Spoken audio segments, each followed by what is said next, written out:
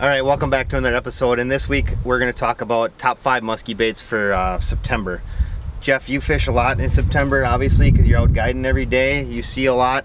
You know, there's going to be a bunch of baits probably that we have to leave out because we decided to get it down to a top 5. I mean, one thing we don't have on here is a bucktail, and you know, guys should definitely consider it, especially early in the month. And some guys throw a bucktail all season long. Sure. So it's probably something that should mention. But in the effort to keep it to 5, we picked out 5 baits. So Jeff, let's talk first about, how about we talk about a phantom? You bet. So September, in particular, northern Wisconsin, and Wisconsin in general, I suppose, depending on the weather, but in September, there's definitely a glide bait bite that resurges. You know, you have the kind of the quintessential glide bait bite is like early in the year, late in the year, or like early, like the bookends of the season, kind of as the water's warming, as the water's cooling, at least in our area of operation, certainly. Phantoms are great. The Phantom Softail is my pick on that.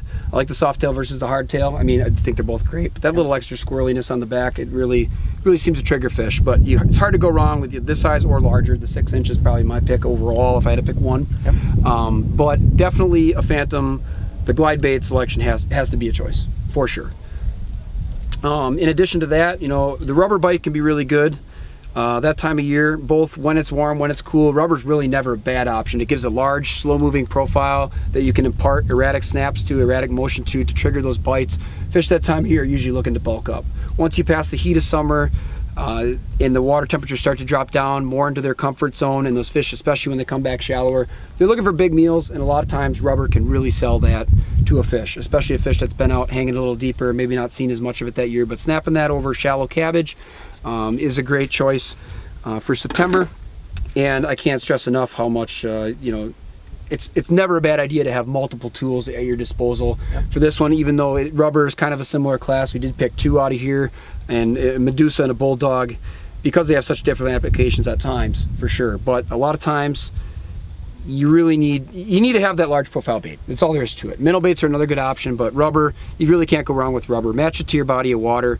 The larger, the better a lot of times, though I would say towards the end of the month of September, especially if you're in an area where you're approaching turnover, the one thing that I think is heavily overlooked is the smaller size of rubber.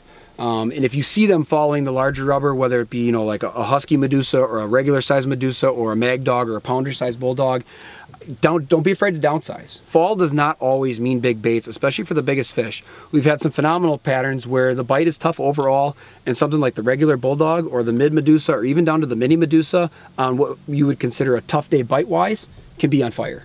When everybody else is throwing the larger stuff, they're eating the smaller stuff. Sure. For sure.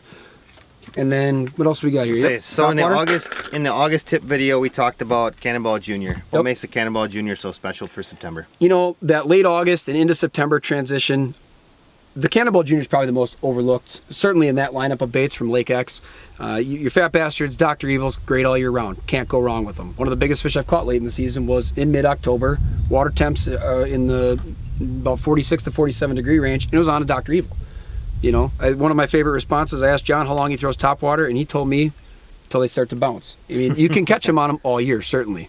There is definitely a window, though, where even in northern Wisconsin, where we're not necessarily known for mid 50-inch fish, something that you might associate with eating a very large profile bait like this, the Cannonball Junior definitely shines. It's very much an overlooked bait in that lineup, and we get a lot of very big fish that move on it and a lot of very big fish that eat it, and often in a very violent fashion. During that time frame. September, when that topwater bite fires up, you can't go wrong going a little bit bigger, especially if your target is, you know, like a 45+ inch fish. You will catch smaller fish on it, but the hits that we get on this and the way that they attack them the last couple of years since these have come out have been nothing short of impressive, for sure. And Jeff, last but not least, you can't talk fall muskies without talking about a suic. Yeah, I mean, really suics can't. in the fall are pretty much like peanut butter and jelly. Yeah, you know? they're a staple for sure. The Suics, I mean, I prefer the 10-inch weighted wood. This upcoming year, we got the Franken Suics to play with. Haven't had a chance to throw those in the fall yet because they just came out this last year, but I'm looking forward to it. They've got a great action, and they get a little bit deeper as well, and it's basically your pounder equivalent, right? Yep. If you like to throw Magnum rubber, well, sometimes they want the Magnum, sometimes they, you know, it's the same thing in Suics. I definitely feel that there's been many a times where the 10 and also the 12-inch Suic, we've caught a lot of nice fish in the fall, and the 12-inch Suic, that late summer, early fall period seems to be the best for that size bait. Once you get late in the year, then sometimes that bigger profile is also still key. But that time of year in particular, that's when that bait shines, at least in my boat. Sure. The 10-inch weighted wood suic and the 9-inch weighted wood suic are a staple. If you're working in an area with a lot of rocks, go with the plastic versions. In September, I pretty much stick with mostly the 10-inch. I would say it's a personal preference. I like the 10-inch. It seems to get a little bit deeper. It's a little bit bigger profile. I think they're slightly easier to tune because they're a little bit larger, a little bit more forgiving compared to something which is a slightly narrower profile. They're just a little less touchy. And you really can't go wrong with the whole lineup, though. A suic in the fall. You can see this one got bit last night right before the end of the day. Cut a bunch of hooks on that. You can't have a fall musky box without a suic in the mix. Yep.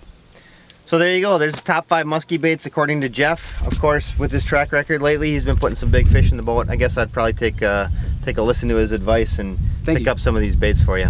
Hope you enjoyed this week's episode. We'll catch you all next week.